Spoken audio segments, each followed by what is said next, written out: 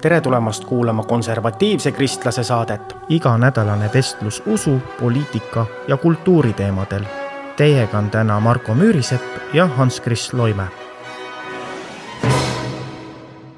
Tere head kuulajad, konservatiivne kristlane 14. osa on teie ees. Täna on meil külas Riigikogu liige Aivar Kokk ja endiselt ka Marko. Tere kõigile. Tere. No Aivar Koka näol on meil tegemist ikkagi veteraniga, Riigikogu veteraniga. No ma ei tea, mis aastast veteran peale hakkab, aga tänaseks 15 aastat. Väga tore. Ja oled ka rahanduskomisjoni liige või juht, olid juht või? Ja ma olen olnud mitu korda ikka juht, aga hetkel lihtliige opositsioonis olles komisjoni esimeheks saamine on keeruline. Ja siis kuigi eelmine koosseis mul see õnnestus. No, väga hea. Ja siis oled veel julgeolekuasutuste järelevalve erikomisjonis. Ja seal ma olen lausa aseesimees. Nii. No sellist külalist meil ei ole enne olnud. Jaa, et tundub, et meie saade hakkab iga korraga järjest kangemaks minema, et me nüüd enam latti alla ei saa panna. No, jah. Et siit ainult edasi, Marko. Ja ma pean ütlema, et ma olen väheseid Riigikogus, kes on ettevõtjana Riigikogus. Vot just täpselt, seda ma tahtsingi sinna jõuda, aga hea, et sa jõudsid ette, et oleke, see on jah üks haruldane, et mõned lähevad kohe koolipingist hakkavad poliitikaga tegelema ja jõuavad lõpuks siis välja, aga ma arvan, et see ettevõtjana annab kindlasti palju juurde. Ja ma pidin enne 22 aastat olema kohalikus omavalitsuste volikogus, et saada Riigikokku. Nii et kõik on täpselt sellises õiges progressioonis näinud. Eks mingi loogika on, et mingi elukogemus peab olema selleks, et minna tegema neid otsuseid, mis oleks Eestimaa inimese head. Et praegu me näeme, et viimased 3 aastat on tehtud otsuseid, mis on viinud Eesti majanduse suurde langusesse ja inimesed vaesusesse. Ja käpardlikud otsused on olnud. Ütleme, ei ole vaadatud peeglisse ega ei ole vaadatud inimeste poole. Ja. Aga täna meil teema siis pension. Jaa, et Lähme kohe sukeldume teemasse sisse, et mina pean kohe ära ütlema, et minul on 2. sammas ja minul on 3. sammas. Kuidas sinuga lood on, Marko ja Aivar? No minul 2. sammast kunagi ei ole olnud. 1. sammas on, jah. No minul on kõik 3 sammast ja kui ma 2. sambaga liitusin, mul oli see aeg, kus ma võisin liituda või mitte, aga 2. sambal on üks suur eelis. See on pärandatav. Et aga kõigile kuulajatele nagu selge oleks, et 2. samba raha on tegelikult teie 1. samba rahast võetud. Ehk 1. sammas on teil 20% selle võrra väiksem.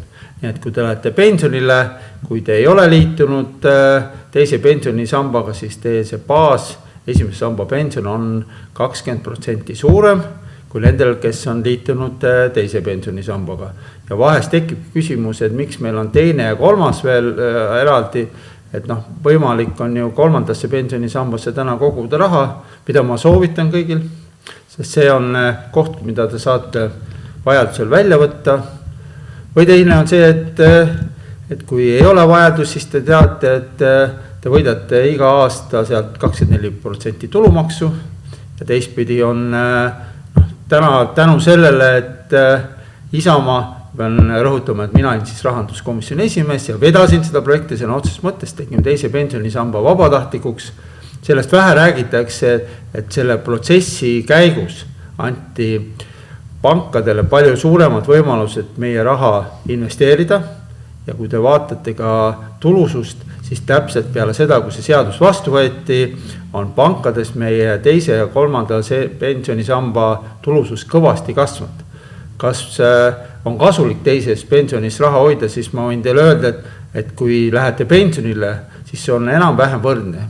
Kas oled 2. pensionisambaga liitunud või mitte, aga mõne aasta pärast on juba kahjulik, kui oled 2. pensionisambaga liitunud, sest 1. samba pensionit indekseerite iga aasta 1. jaanuaril. Aga 2. samba pensionit ei indekseerita. Nii et 2., 3., 4. aastal on tegelikult teie pension juba väiksem, kui oleks ainult 1. pensionisambas, aga teist pool on see, et olete kogunud oma pika aja jooksul 2. pensionisambasse teatud summa, mida te saate tänu Isamaa otsusele teha teine pensionisammas vabatahtlikuks, võtta igal ajahetkel välja ja investeerida või nii nagu tehti seda 2010. aastatel, kui see vabatahtlikus tehti, inimesed said oma laenud kinni maksta pankade ees, said oma korterit korda teha ja täna nad saavad ka investeerida, kuhu nad soovivad seda raha. Et see jutt, et inimesed raiskasid seda raha, seda ma ei usu, vaid inimesed said põlgadest lahti, said oma kodud korda tehtud ja täna saavad nad rahulikult tööd teha ja panustada Eesti majandusse. Aga ja algselt olid ka need hooldustasud, mida pangad võtsid nende fondide pealt, olid ikkagi väga suured. Ja loomulikult mõtlen, et tegelikult muutust tekkis täpselt sellest hetkest, kui me selle teise pensionisamba vabatahtlikuks tegime, et ma mäletan seda aega väga täpselt, ma ise olin selle eelnõu sõna otseses mõttes läbi viia kahe rahandusministeeriumi ametnikuga ja kaitsesin seda ka Riigikohtus ja väga selgelt sõnum on, et see raha on inimese enda oma, see ei ole kellegi teise oma. Täna on võimalik sinna juurde panna kas 2-4 või 6% veel oma palgast, mis on ka tulumaksuvaba, nii et võimalused on olemas, inimesed saavad ise vabatahtlikult otsustada, kas nad koguvad teise pensionisambasse või mitte. See, mis järgnevatel aastal tulevik toob, me ei tea. Me teame seda, inflatsioon sööb pidevalt ära seda raha. Targemad inimesed, kes oskavad investeerida, on kinnisvarasse investeerinud või millegisse muusse.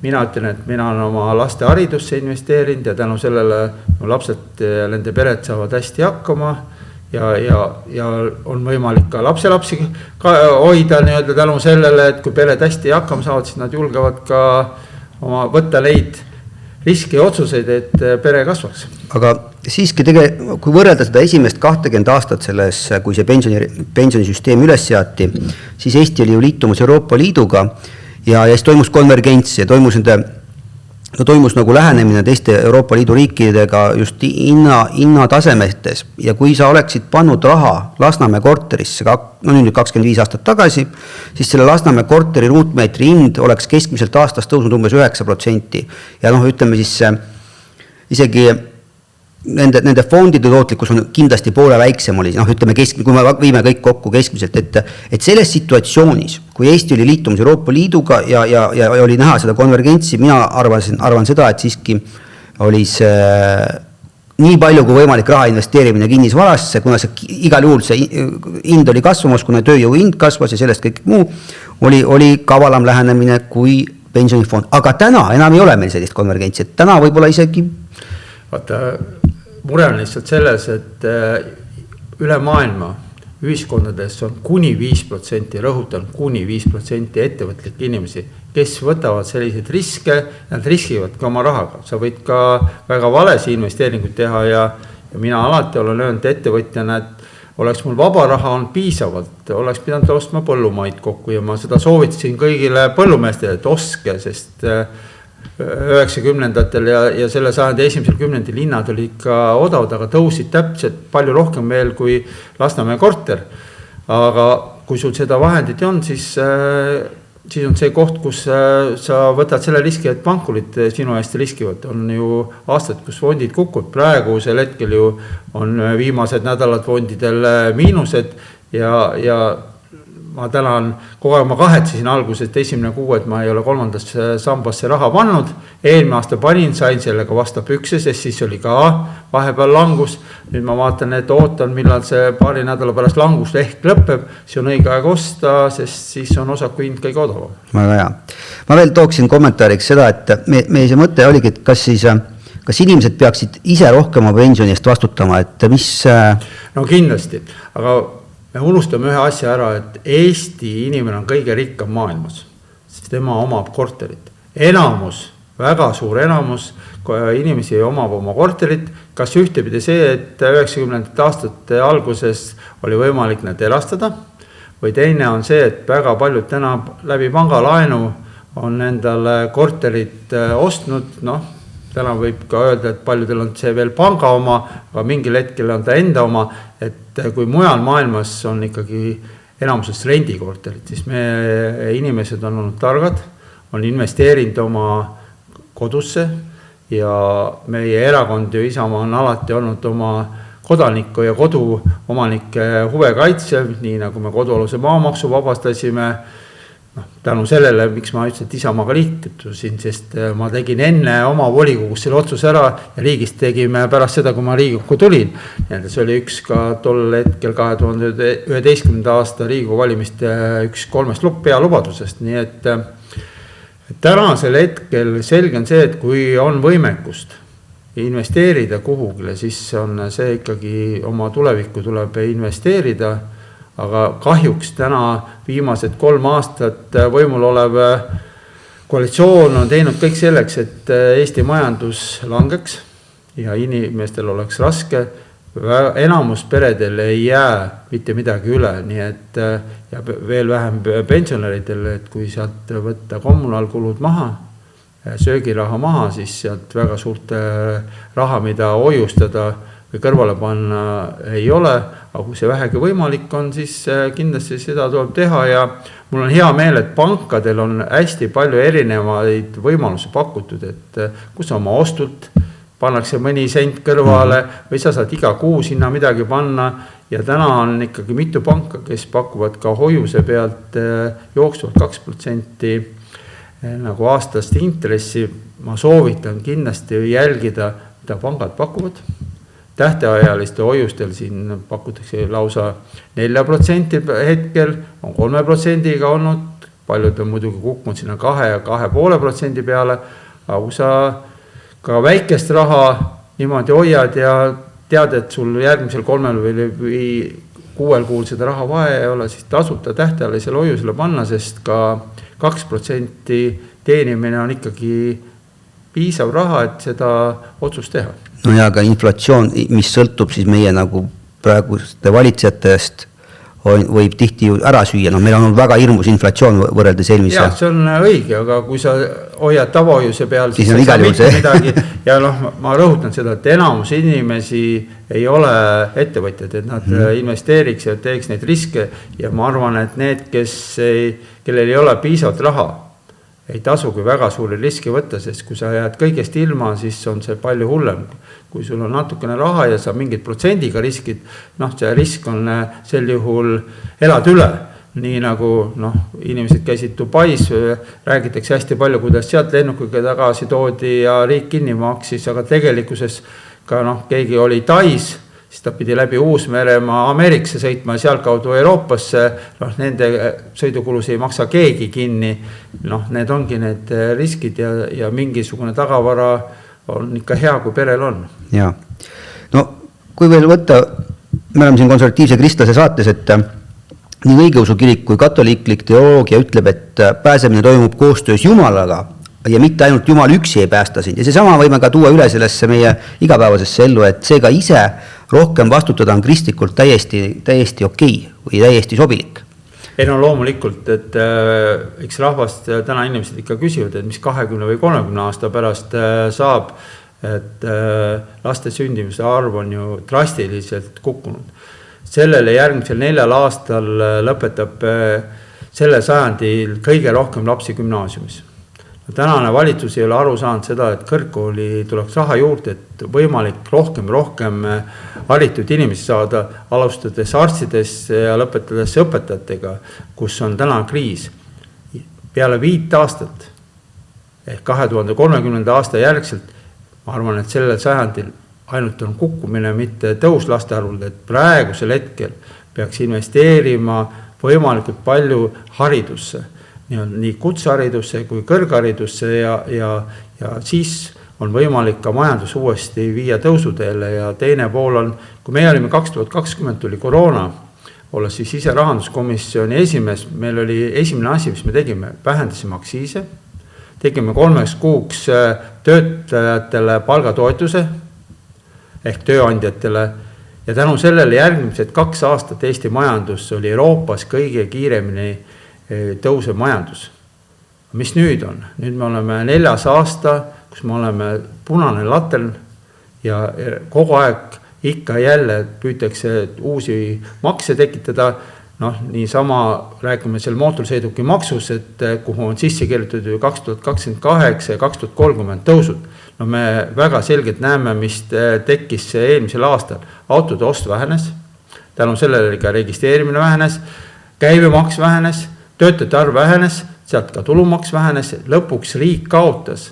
Et me oleme ju väga selgelt kütuseaktsiisiga, me maksame, mida rohkem me kasutame, seda rohkem me aktsiisi maksame. Ja täna on tekkinud olukord, kus me teame, et sisendihinnad on kõige kallimad Eestis juba, tõstame iga aasta mais üle 40% elektriaktsiisi. Me näeme, et majanduses on hullumeelsus gaas. Sa kuulad saadet Konservatiivne kristlane. Uued osad ja värsked vaated ootavad sind siinsamas igal nädalal. Pane meie kanalile like ja subscribe. Nii aitad meil hoida kristlikku maailmavaadet pildis ja jõuda veelgi rohkemate kuulajateni. Elekter on ju need, mis on meil nii kodukütte poole pealt, kuskil on hakkepuit küll ka, aga toidutööstus on ikkagi gaasi peal, elektri peal. Kütuseaktsiisid meil tõusevad iga aasta 1. mai. Me peaks ühel hetkel aru saama, et kui sisendhinnad tõusevad, siis ka toiduhinnad tõusevad. Kui toiduhinnad tõusevad, siis inimestel on veel vähem ostuvõimekust ja täna me näeme, et toidukaubanduses käive langeb. Hinnad on tõusnud, aga käive langeb. See tähendab seda, et ühiku kohta on veel suurem kukkumine, nii et täna mõistusega riigi juhtimine peaks olema see, et langetada siin kas toiduainete käibemaksu, vähemalt nendel toiduainetel, mis on esmatarbekaup, et kõik inimesed suudaksid osta. Me täna see riigieelarves selleks aastaks võtsime 1,7 miljardit laenu, millest pool on kaitsekulud ja pool on kõrgepalgaliste tulumaksuvabastus. Loomulikult, kõik inimesed on õnnelikud, kelle tulumaks vähenes, aga oleme ausad, et tänasel hetkel enamus inimesi saab alla 1200 euro palka. Nendel ei tõuse mitte 1 sent tänu selle tulumaksuvabastus. Pensionäridel on keskmine pension tulumaksu vabastus lõpetatud. Nendel ei aita see mitte midagi. Nii et ühe käega tegime tulumaksuvabastuse natukene keskmiselt ja rohkem sissetulekuga ehk riigieelarvest laenuna 500 miljonit. Aga maksudega võtame aastast ära 1,5 miljardit. Et mõelge, kas see on ikka aus, et 3 osa võtan ja 1 osa annan inimesele tagasi ja mitte just nendele, kes seda rohkem vajavad, vaid nendele, kellel elujärg on ikkagi tunduvalt parem. Ja see on tõesti, see viimased peaaegu 4 aastat valitsemist on meil korraldanud ikka korraliku tagasilöögi. Aga veel energia koha pealt on energia väga suur sisend, et siin on ju, Eestil on oma energia, mida me lihtsalt ei taha kasutada. On selge, et kui keegi minu käest küsib, siis on täna juhitav energia on ainult põlevkivienergia. Kõik, mis räägitakse gaasijaamadega, on kõige suurem risk, mida üldse võtta saab, sest gaasi meil endal ei ole. Meil on küll biogaas. Biogaas on tunduvalt kallim kui täna vedelgaas. Teistpidi on see, et biogaasist võiks elektrit toota, mitte kütusena kasutada, sest sealt tuleks tunduvalt odavam, seda me täna ei kasuta. Riik planeerib gaasiturbiine Vene piiri äärde. Selle asemel, et kui Paldiskis on meil LNG terminal füüsiliselt olemas ja kui täna vaatame, mis räägitakse, kuidas taastuvenergia toob õnne meie õuele, siis ma alati soovitan, et veebruarikuus need inimesed, kes seda räägivad, et pangu siis elagu päikeseenergia või tuuleenergia pealt, et kui päikest on heal juhul paar tundi, võin teile öelda, et need, kellel on päikesepargid ja kes lumevitsisid maha pühkida, need said parima raha, sest elektri hind oli nii taevas, aga see aeg, kus päikesepargid toodavad, on väga lühikene. Nii et ilma juhitava elektrita ei ole võimalik majandada ja seal on nagu teine pool veel, et põlevkivitööstus annab väga palju töökohti ehk ka tulu riigile. Nii et täna rääkida, et me põlevkivi elektrit kinni keerame, nii nagu 3 aastat tagasi võimule tulnud koalitsioon tahtis. Täna nad saavad isegi aru, et ilma selleta ei ole mingit varianti. Täna peaks Eesti Energiale andma ülesanne iga mingi teatud perioodi järel üks põlevkivi elektritootmisplokk ära renoveerida, et meil oleks tagatis. 10 aastat tagasi Eesti suutis toota elektrit nii palju, kui me ise tarbisime ja isegi müüa. Täna on juba 50% me ostame elektrit sisse ja viga tehti Eleringiga. See, et enne Ukrainas uuesti sõda ühendati või tehti 3. kõrgepingeliin Läti ja Leedu vahel. Mis siis juhtus? 2 päeva pärast meil oli 30% elektri hind kõrgem, sest Lätis ja Leedus on gaasiturbiini peal elektri tootmine peamiselt. Odav elekter Soomest läks mööda kaablit Läti ja Leetu ja mis siis ta oli? Lihtsalt hind tõusis. Selle asemel, et Soome vahel oleks teinud 3. kaabli ja oleks ju väga lihtne olnud. See odav elekter oleks meil oleks Soomega sama hindanud.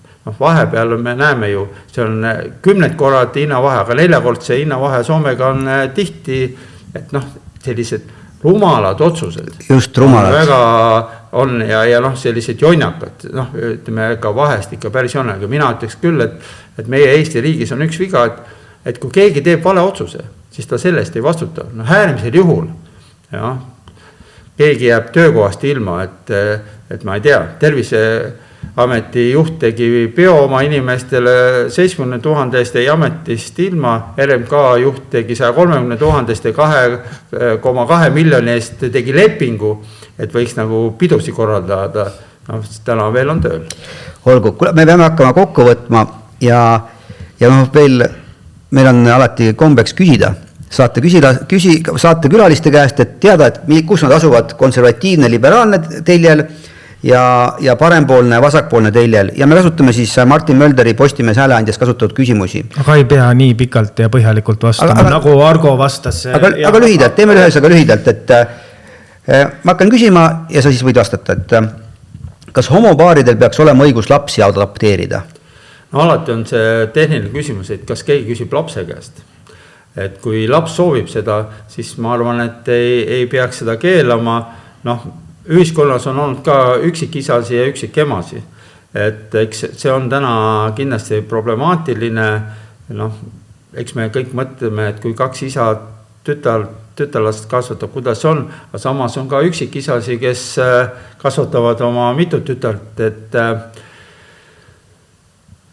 loomulik oleks see, et lapsel oleks isa ja ema, aga on alati ka erandid. Selge, kas abielu peaks olema ainult mehe ja naise vaheline liit? Ma arvan küll, et abielu iseenesest võiks olla ikkagi ainult mehe ja naise vaheline, aga nii nagu meil on kooselu võimalus, seda võib täna kasutada, kui see soov on olemas ja ehk ta täna on ka seadustatud sellisena.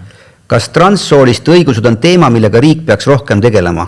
Ma arvan, et täna peaks rohkem tegelema normaalse pere olukordadega, et kuidas meie peredes anda seda kindlustunnet, et sinna lapsi juurde sünniks. Väga hea. Kas Eesti peaks piirama sisserännet kultuuriliselt väga erinevatest riikidest? Ma arvan, et üldse sisserännet tuleks piirata ja väga selgelt peaks Eestis voodiga tulema sisse neid tööjõude, mida me Eesti täna vajab, ehk võib-olla IT-sektorit või kuskilt mujalt, et inseneride poolt ja selle, et meie majandust elavdada, mitte me ei peaks olema see koht, kus odav tööjõudu siia tuua.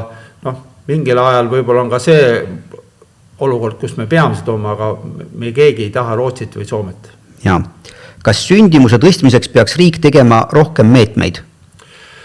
Esimene asi on see, et peredel tuleb anda kindlustunne, mitte nii nagu juhtus, et 2023. aasta alguses enne Riigikogu valimisi kõik Riigikogus esindatud erakonnad toetasid lasterikaste perede toetuse tõusu 250 euroga ja läks 3 kuud mööda ja see 200 eurot võeti ära. Et täna selle olukorral ongi väga naljakas, et sul aastast võeti lasterikastelt peredelt ära 2400 eurot ja siis samas pakutakse siis automaksuga tagasi selle 3 lapsega perele 300 eurot. Et võtad 2400 ja pakud 300 eurot tagasi ja ütled, et me oleme väga tublid. ja no see on lihtsalt, ma arvan, isegi lausa kuritegelik, aga kas sõnavabadust peaks piirama, kui see riivab kellegi tundeid? Nii-öelda kellegi tundeid ei peaks nagu otseselt keegi teine riivama, aga nüüd sõnavabadust, kui sellist asja ei tohiks piirata. Väga hea. Kas on õige, kui naine seab karjääri pere ja laste kasvatamisest ette poole? Ma arvan, et inimesed on võrdsed, olgu see naine või meesterahvas, ka naised võivad karjääri teha, aga kindlasti leitakse nendes peredes kompromissi. Mul on 3 tütart.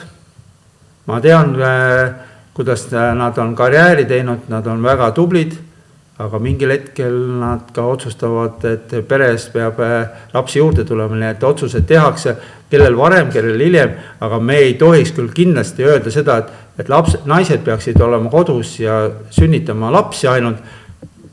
Mina arvan, et mehed ja naised on selle koha pealt võrdsed karjääri tegemisel, mõlemal on see õigus ja laste kasvatamisel on meeste roll mitte väiksem kui naiste roll. Väga hea. Kas rikkad peaksid rohkem makse maksma? Rikkad täna maksavadki rohkem makse. Oleme ausalt, et kui minu palk on suurem, siis ma selle 22% võetakse täna ikka palga pealt, mitte selle pealt, et mingi kindel summa on see.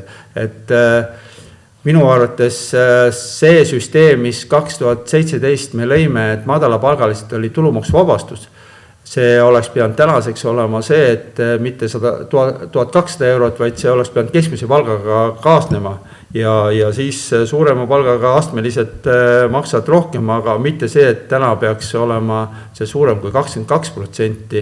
Ühel hetkel tekib siis küsimus, et miks mina rohkem pingutan. Et mulle meeldis see süsteem, mis toimis väga hästi viimased 8 aastat. Kas ettevõtted peaksid rohkem makse maksma? Ettevõtted maksavadki meie eest makse. Et meil küll paberi järgi on, et küll tulumaksud ja sotsiaalmaksud, et tegelikult ettevõtja maksab neid kinni, pluss käibemaks. Et Eestis on väga hästi toiminud see, et dividendide pealt me maksame.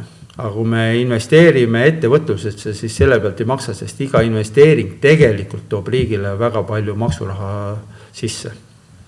Kas riik peaks päästma raskustesse sattunud firmasid? See sõltub alati olukorrast, kas see on Eesti riigile ja majandusele väga oluline. Me näeme täna põllumajandust e-piima olukorda ja me teame see väga hästi, et Eesti enda ettevõtjad on valmis sinna investeerima. Sel juhul ma arvan, et tuleb kõik selleks teha, et kas toetada neid ettevõtjad, kes seal täna on, et sellest pankroti servas olevast hetkest välja ronida või teine pool vähegi võimalik, siis ikkagi investeerimised jääksid meie enda inimeste kätte. Kas riigile kuuluvad asju peaks rohkem erastama? See sõltub alati olukorrast ja mis need on. On valdkondi, mida kindlasti eraettevõtjad suudaksid palju paremini pakkuda. Me näeme väga head näide on see, et kui meil erabussitis Tartu ja Riia vahet ja Totti ei tahtnud ja lõpuks küsisid, et äkki 7000 annate meile aastas. Siis kõrvale panti rong, mille ühe sõitmise aasta on 1 miljon ja sõidavad lätlased. Natuke eestlased, aga purustasti, rikuti kõik see süsteem ära, kuidas Valgast saaks Tartusse tööle ja nüüd lõpuks ka bussifirmale Tartu linn peab natuke peale panema, sest inimesed tahavad ikka sel ajal saada Riia lennujaama ja sealt uuesti koju, kui lennukid lendavad, et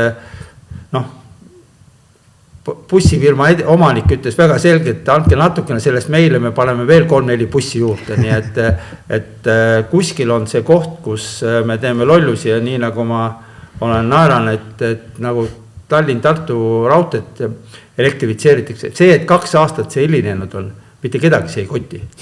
Aga kui palju riik sellega raha on kaotanud, öeldakse, et Siemensit ei tohi kiusata. Võt. Kas inimesed peaksid rohkem ise oma pensionist vastutama nüüd lühidalt?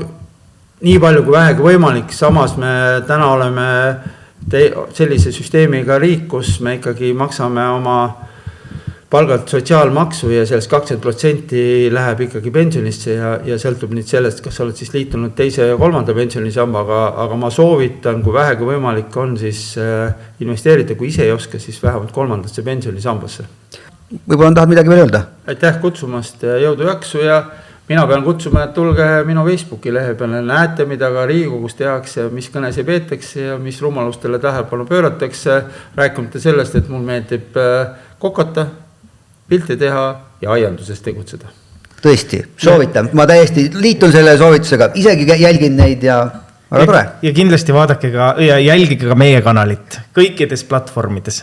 Nii, aga aitäh ja kõigile kõike head. Kõike head, nägemist.